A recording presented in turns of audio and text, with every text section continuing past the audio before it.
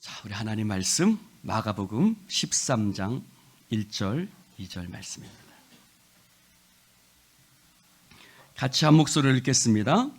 예수께서 성전에서 나가실 때에 제자 중 하나가 이르되 선생님이여 보소서 이 건물들이 어떠하니까? 예수께서 이르시되 내가 이 큰 건물들을 보느냐? 도리에 남지 않고 다 무너뜨려지리라 하시니라. 아멘. 할렐루야. 이렇게 풍성하게 하나님께서 우리 가운데 거두게 하시고 또 여러분들의 손길을 통해서도 이렇게 강대상에 사과며 배며 또 여러 가지 과일들, 호박, 저를 닮은 호박도 있고, 여러 가지 풍성한 곡식들을 거두게 하신 하나님 감사를 올려드립니다. 저는 오늘 이 말씀을 가지고 감사절의 감사, 이와 같은 제목으로 함께 은혜를 나누려고 합니다. 여러분, 오늘 추수감사절 주일입니다. 이 추수감사주일에 하나님께서 우리에게 주신 이 오늘 본문의 말씀은 사실 추수감사절과는 어울리지 않는다. 예수님께서 예루살렘 성전이 무너뜨려질 것이다. 예수님이 큰 성전을 보십니까? 이 큰 건물을 보십니까? 예수님, 이 얼마나 놀랍고 화려하고 멋있습니까? 라고 말씀을 드리고 있는데 예수님은 이 성전이 무너질 거야. 돌 위에 돌 하나도 남지 않고 완전히 철저하게 무너뜨려질 것이다 라고 예수님 말씀하시는 이 말씀을 오늘 우리는 추수감사절에 하나님께서 주시는 본문으로 봤습니다. 아멘입니까? 그러면서 생각하게 되죠. 왜 하나님께서 오늘 이 본문을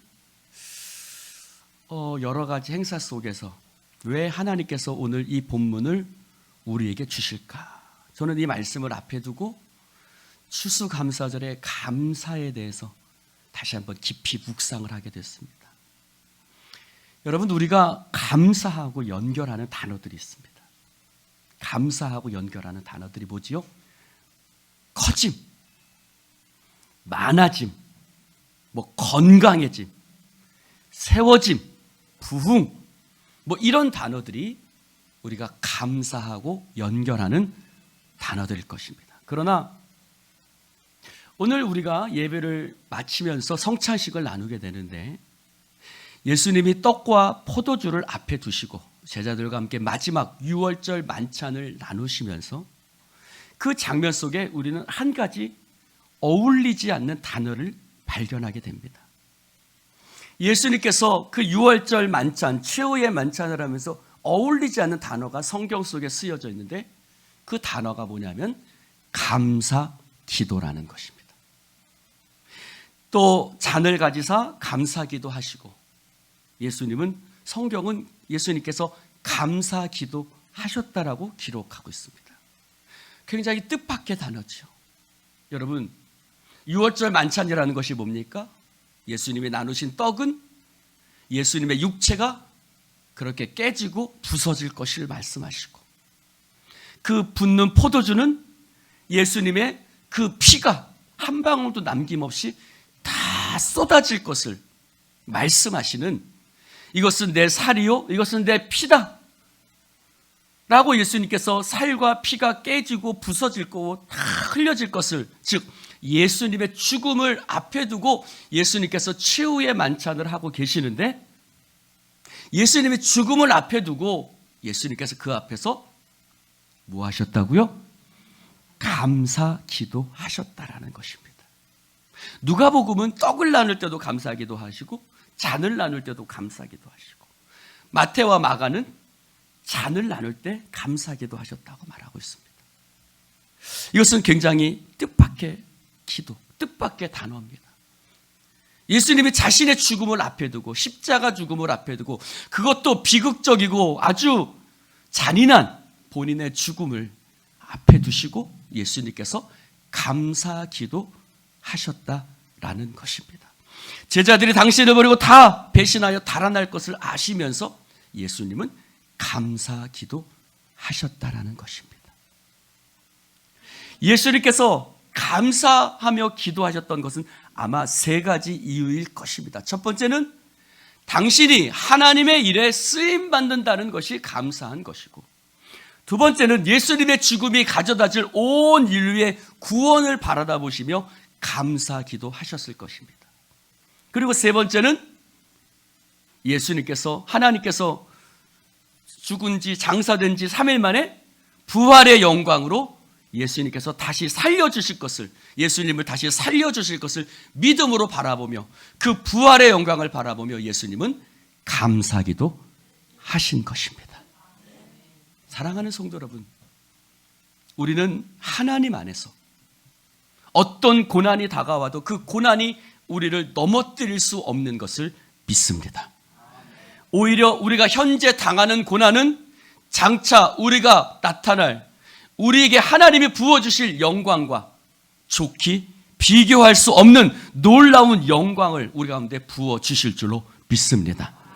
지금 우리가 당하는 고난은 하나님께서 우리에게 부어주실 영광의 전주곡 같은 것입니다.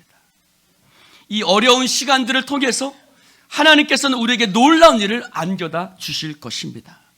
사도 바울은 그 소망이 결코 흔들리지 않는 견고한 소망이라고 이야기하고 있습니다. 너희를 위한 나의 소망이 견고하다. 너희를 위한 나의 소망이 견고한데 너희가 고난에 참여한 것 같이 너희가 하나님의 위로에도 참여할 것을 나는 확실히 믿는데, 이 소망이 결코 흔들리지 않는 견고한 소망이라고 사도 바울은 선포하고 있는 것입니다. 하나님께서는 우리의 생각을 뛰어넘으시는 하나님이십니다. 우리는 어렵고 힘든 가운데서 그 힘든 현실을 보며 낙심하고 넘어지고 절망하지요. 세상 다 잃은 표정을 짓습니다. 그러나 지금 우리가 겪고 있는 모든 곳들 통해서 하나님께서 우리에게 주실 영광스러운 날과 비교할 수 없습니다. 생각하건대 현재의 고난은 장차 우리에게 나타날 영광과 비교할 수 없다라고 말하고 있습니다. 하나님께서 우리가 우리의 현실을 바라보며 생각하는 것, 우리가 우리의 현실을 바라보며 생각하는 것들은 뭐지요? 안 될 것을 생각하고, 혹시 망하면 어떻게 하지? 혹시 잘못되면 어떻게 하지? 이러다가 내 인생이 끝나버리면 어떻게 하지? 여러 가지 부정적인 것들을 생각합니다. 그러나 하나님께서는 우리가 우리의 현실을 바라다보며 생각하는 그 모든 것보다 훨씬 더 놀라운 일들을 우리 가운데 행하여 주실 것입니다. 하나님께서는 더 넘치도록 역사하신다는 것입니다. 우리 가운데 역사하시는 능력대로 구하나 생각하는 모든 것을 더 넘치도록 역사하신다는 거예요. 할렐루야. 할렐루야. 더 넘치도록 역사하신, 즉 사도 바울은 그 넘치도록 역사하신, 즉 예수 그리스도 안에서 죽음을 깨뜨리고 저주와 사망의 권세를 깨뜨리고 넘치도록 역사하신 하나님께서 예수 그리스도 안에서와 또한 교회 안에서 역사하신다고 사도 바울은 선포하고 있습니다. 한번 따라해 봅시다. 그리스도 예수 안에서, 교회 안에서, 그리스도 예수 안에서 부활의 역사를 일으키신 예수 하나님께서, 부활의 영광을 부어주신 하나님께서 동일하게 교회에도 부활의 영광을 부어주시며 역사하실 것입니다. 사랑하는 성도 여러분, 너무 교회에 대해 염려하지 마세요. 교회는 하나님이 역사하시고 하나님이 책임지시는 줄로 믿습니다. 교회가 수적으로 많아져야 된다, 양적으로 많아야 된다, 건물이 커져야 된다, 이것은 세상적인 생각, 세상적인 판단입니다. 하나님이 하시는 일은 알 수가 없어요. 하나님이 하시는 일은 알 수가 없습니다. 하나님 안에서는 안 되는 일이 없습니다. 교회 안에 노인들만 많아서 걱정이다 하시는 말들을 가끔 듣습니다. 그러나 전 그 생각에 동의하지 않습니다. 물론 젊은이들이 교회를 떠나가고 교회에 있어야 될 젊은이들이 바깥에 있는 것은 참 걱정스러운 일입니다. 그런 면에서 생각한다면 교회 안에 많은 젊은이들이 모여져야 된다는 것은 옳지만, 그러나 교회 안에 노인들이 많아서 교회가 힘이 없다, 젊은이들이 많이 모여져야 교회가 힘이 있어져야 된다는 생각은 저는 동의할 수 없습니다. 왜냐하면 교회는 사람과 물질로 강해지는 곳이 아니라 교회는 하나님의 능력으로 강해지는 곳이기 때문입니다.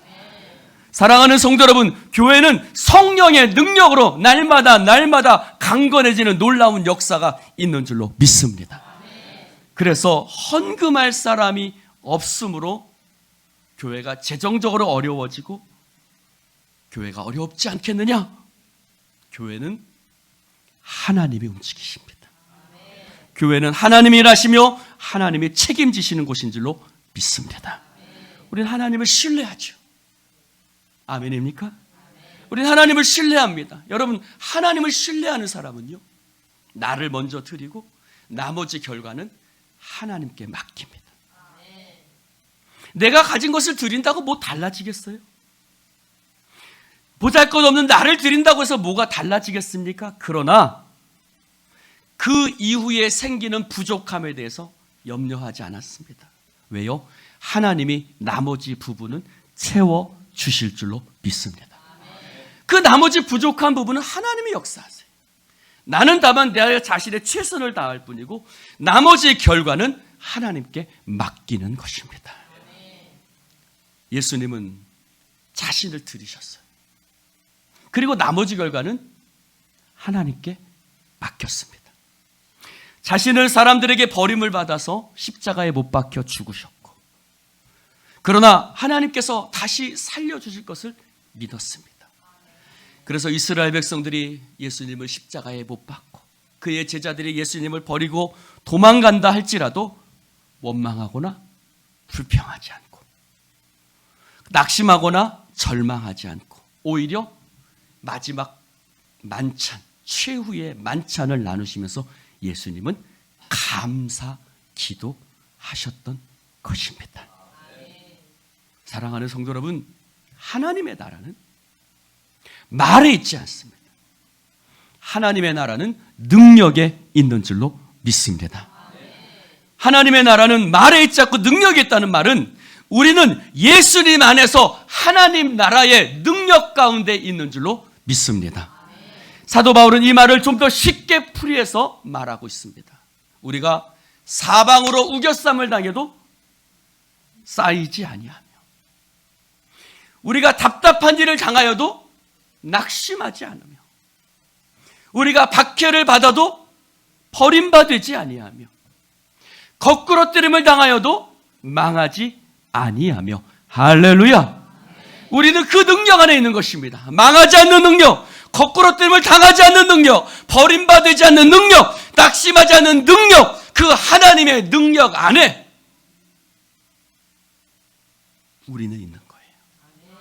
그 능력 안에 예수님 교회가 있고, 그 능력 안에 여러분들이 있고, 그 능력 안에 하나님의 백성들이 있는 줄로 믿습니다.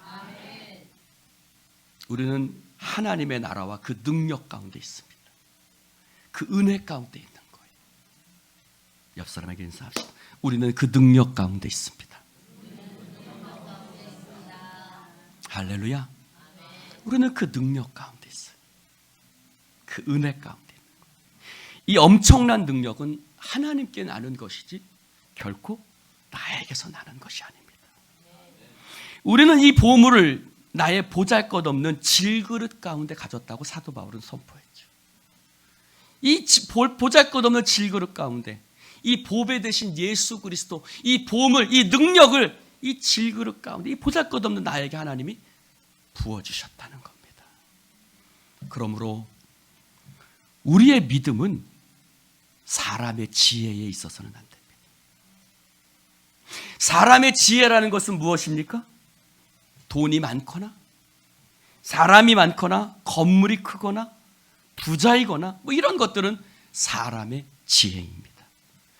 우리의 믿음은 사람의 지혜에 있지 않고 하나님의 능력 가운데 있는 줄로 믿습니다. 하나님의 능력 안에 있다라는 것은 예수님이 십자가에 달려 죽으시면서도 하나님의 능력이 다시 살 것을 믿었던 것처럼 우리가 때로는 고난당하고 어려움당하고 넘어지고 자빠지고 버림받는다 할지라도 그것들이 우리를 망하게 하거나 넘어뜨리지 못하고 하나님의 능력 가운데 다시 일어날 것을 믿습니다. 이것이 바로 하나님의 능력 가운데 있는 믿음입니다. 새번역 성경은 이 말씀을 이렇게 번역합니다. 여러분의 믿음이 사람의 지혜에 바탕을 두지 않고 하나님의 능력에 바탕을 두게 하려는 것이다. 여러분, 우리의 지혜가 어디에 바탕을 두고 있습니까? 수없이 고민하고 여러 가지 생각들 하지요. 근데 그 모든 지혜의 근원이, 그 바탕이 하나님의 능력 가운데 있는지 아니면 사람의 이 지혜 가운데 있는지. 논밭에 한번 곡식을 봅시다. 논밭의 곡식은요, 비가 와도 자라나고 바람이 불어도 자라나고 눈이 와도 자라나고, 할렐루야, 생명이 있기 때문에. 하나님의 나라가 이와 같습니다. 하나님의 나라는요, 고난과 슬픔과 여러 가지 힘들고 어려운 일이 우리에게 찾아온다 할지라도 하나님의 나라는 자라나고 성장하는 줄로 믿습니다. 그런데 생명이 없는 것은요, 비가 와도 썩고 해가 나면 더 썩고. 왜요? 거기에는 사망과 저주밖에 없기 때문입니다. 그러나 하나님의 나라는 어떤 것이 다가온다 할지라도 자라나고 열매 맺게 하시는 하나님의 능력 가운데 있는 것입니다. 그러므로 베드로 사도는 이렇게 우리에게 얘기합니다. 너희가 여러 가지 시험을 만나거든, 이상한 일 당하는 것처럼 생각하지 말고 그것은 너희를 연단하려고 그러는 것이다. 여러분, 시험이 뭐죠? 시험이 뭡니까? 우리 교회에도 얼마 전에 임용고시를 본 수리가 있고, 이제 12월 국가고시를 보는 은수도 있습니다. 12월 8일 날 우리 은수가 국가고시를 보는데 여러분 기도 많이 해주시기 바랍니다. 시험을 보기 위해 애쓰는 모습을 바라보는 부모의 마음은 안타깝죠. 그러나 그것을 치루어내야 합니다. 시험을 겪어야 해요. 시험을 봐야만 해요. 그래야 사람 노릇하며 살 수 있는 겁니다.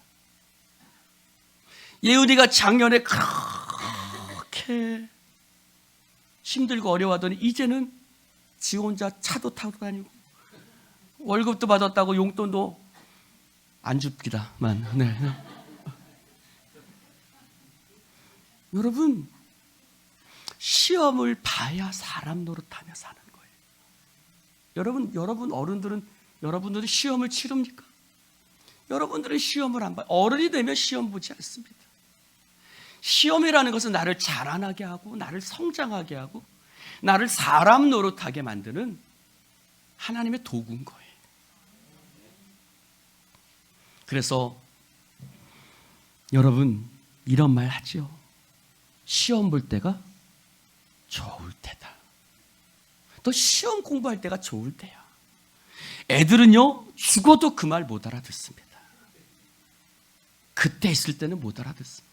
아마 하랑에게 그런 말 하면 엄마 보고 보라고 할 거예요. 애들은 못 알아들어요. 그러나 커보면 압니다. 그때가 좋을 때라는 거. 그래서 베드로 사도는 말하죠. 너희가 시험을 만나거든 원망하거나 불평하거나 이상히 여기지 말고 뭐라고요? 기뻐하고 즐거워해라. 옆 사람에게 인사합시다. 기뻐하고 즐거워합시다. 여러분, 이상한 일 당하는 것처럼 여기지 말고 기뻐하고 즐거워하시기 바랍니다. 사랑하는 성도 여러분, 성경 속에 나오는 여러 가지 일들을 살펴보면 우리가 감사의 제목인 것처럼 보이는 일들이 오히려 그 삶을 망가뜨리는 경우들을 볼 수 있습니다. 아브라함과 조카 롯이 언제 헤어지게 됐죠? 아브라함의 양들도 많아지고 조카 롯의 양들도 많아지니까, 그들이 부자가 되니까 아브라함의 목자와 조카 롯의 목자가 서로 조카 롯이죠. 조카 롯의 목자가 서로 싸우기 시작하고, 그래서 창세기 13장 6절에 보니까 땅이 그들의 동거함을 넉넉하지 못하였으니 이는 그들의 소유가 많아서, 소유가 많아지니까 싸우고 찌질락거리는 겁니다. 이것은 복입니까? 복이 아닙니까? 야곱의 인생에서 위기를 만날 때도 언제입니까? 그의 형 에서와 화해하고 난 후에 그의 삶이 평안해졌을 때입니다. 창세기 33장 18절에 보니까 야곱이 밧단 아람에서부터 평안히 가나안 땅 세겜 성읍에 이르러 장막을 쳤을 때, 그의 삶이 평안해졌을 때 그의 딸 디나가 세겜 딸 추장에게 강간을 당하는 큰 인생의 위기를 만납니다. 다윗은 범죄를 저질렀을 때가 언제입니까? 사울왕에게 쫓겨다닐 때 그가 범죄를 저지릅니까? 아니요. 다윗이 범죄를 저지를 때는 나라가 안정되고 왕위도 튼튼해지고 얼마나 평안한지 그가 저녁 때쯤 일어나서, 그렇죠? 저녁 때 그의 침상에서 일어나 이렇게 앞에 나가서 보니 저기서 아름다운 여인이 목욕하고 있는 모습을 보는 겁니다. 그때 평안할 때, 아무 문제가 없어 보일 때, 그때 문제가 일어납니다. 그러나 사랑하는 성도 여러분, 아브라함이 조카 롯과 헤어졌을 때, 그의 사랑하는 조카가 떠나갔을 때 하나님께서 그에게 나타나 말씀하십니다. 너는 눈을 들어 너 있는 곳에서 동서남북을 바라봐라. 내가 이 땅을 너와 내 자손에게 주리라. 우리의 삶이 무너질 때, 우리의 삶이 힘들어질 때 오히려 하나님이 주시는 놀라운 약속의 큰 복들을 누리는 것을 볼 수가 있습니다. 사랑하는 성도 여러분, 우리의 삶이 평안할 때 오히려 넘어지지만 오히려 우리의 삶이 고난과 아픔이 찾아올 때 하나님이 주시는 큰 복을 하나님은 누리게 하신다는 겁니다. 야곱도 마찬가지죠. 야곱이 그 딸 디나로 인해서 무너졌을 때 그는 하나님의 음성을 듣습니다. 일어나 베델로 올라가라. 그는 그의 집안에 있는 모든 이방 신상을 다 끌어모아서 그곳에 세겜 근처 상수리 나무 아래에 묻고, 그리고 베델에 올라가서 제단을 쌓죠. 거기서 하나님께서는 이렇게 말씀하십니다. 야곱이 밧단 아람에서 돌아오매. 여러분, 야곱은 이미 밧단 아람에서 돌아왔어요. 밧단 아람은 외삼촌의 집이 있는 곳이죠. 그러나 비로소 성경은 그가 밧단 아람에서 돌아왔다고 얘기를 합니다. 왜요? 그는 밧단 아람에서 돌아왔지만, 외삼촌의 집에서 돌아왔지만 아직 하나님이 약속하신 베델에 올라가지 않았기 때문입니다. 그가 비로소 베델에 올라갔을 때 하나님은 네가 이제야 제자리를 찾게 되었구나. 밧단 아람에서 돌아왔다. 그러면서 내 이름을 야곱이 아니라 이스라엘이라 부를 것이다. 여러분 아시는 것처럼 야곱이 이스라엘 된 것은 야복강 나루터에서 하나님이 그의 환도뼈를 치시며 그의 이름을 이스라엘이라고 이미 바꾸어 주셨어요. 그러나 그는 이스라엘답게 살지 못했어요. 그러나 그의 삶의 무너짐을 통해서 하나님은 그를 다시 이스라엘로 만들어 가셨던 것입니다. 무너짐과 고난은요, 나의 삶을 하나님의 사람으로 빚어가시는 줄로 믿습니다. 생명의 삶 11월 12일자 J.D. 규리어의 기도 먼저라는 책에 나와 있는 기도의 결론은 감사라는 글이 나와요. 거기 보면 그 내용에 보면 그렇습니다. 그분은 수년간 부모들을 상담을 했다고 합니다.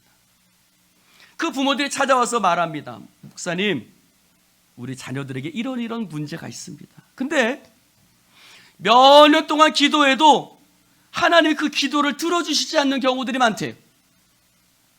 그런데 그 기도를 들어주지 않는 과정 가운데 비로소 그들은 그들 안에 있는 영적인 문제들을 발견하는, 자식에게 문제가 있었던 것이 아니라 누구에게 문제가 있었던 거예요? 부모에게 문제가 있었던 거예요. 자신 안에 변화되어야 될 부분들이 있었고, 자신 안에 영적인 문제가 있었고, 자신 안에 하나님 앞에 해결해야 될 죄악들이 있었던 겁니다. 그래서 기도 응답을 받지 못했던 것은 자신 안에 변화될 것들이 있어야 했기 때문이라는 것을 그 응답받지 못한 그 시간 속에서 그들은 깨닫게 되고 비로소 겸손히 하나님 앞에 무릎 꿇게 된다는 겁니다. 그러면서 말합니다. 기도가 응답되지 않는 것은 우리를 정결하게 하시기 위한 하나님의 방법이다.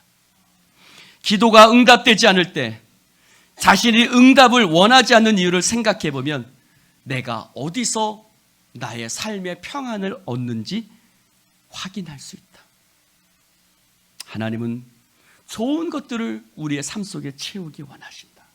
그와 동시에 하나님은 우리를 그리스도의 형상으로 빚어 가신다.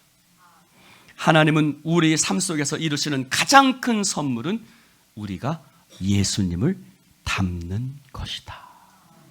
사랑하는 성도 여러분, 사람들이 예수님 앞에 나와 말합니다. 예수님이 큰 성전을 보십니까? 이것이 40년 동안 지어진 성전입니다. 그런데 예수님은 이것이 무너질 것이다. 돌 위에 돌 하나도 남지 않을 것이다. 왜요? 그것은 참된 성전이 아니었기 때문입니다. 그곳은 강도의 소굴로 변해버렸어요. 참된 성전은 예수님의 육체였습니다. 하나님께서는 참된 성전을 세우시기 위해서 거짓된 것들을 무너뜨리십니다. 사랑하는 성도 여러분, 그러므로 우리는 무너짐에, 넘어짐에, 막힘에, 무너지고 넘어지고 막히고 자빠지는 것에 오히려 감사할 수 있는 것은, 그것을 통해서 하나님께서 참되고 바르고 옳고 좋은 것들을 하나님께서 우리의 삶 속에 세워 주실 줄로 믿습니다. 그러므로 이 추수감사주일에 우리가 본문 말씀을 나누며 참된 감사의 의미를 새기는 것은, 그렇구나, 넘어짐이 감사구나, 무너짐이 감사구나.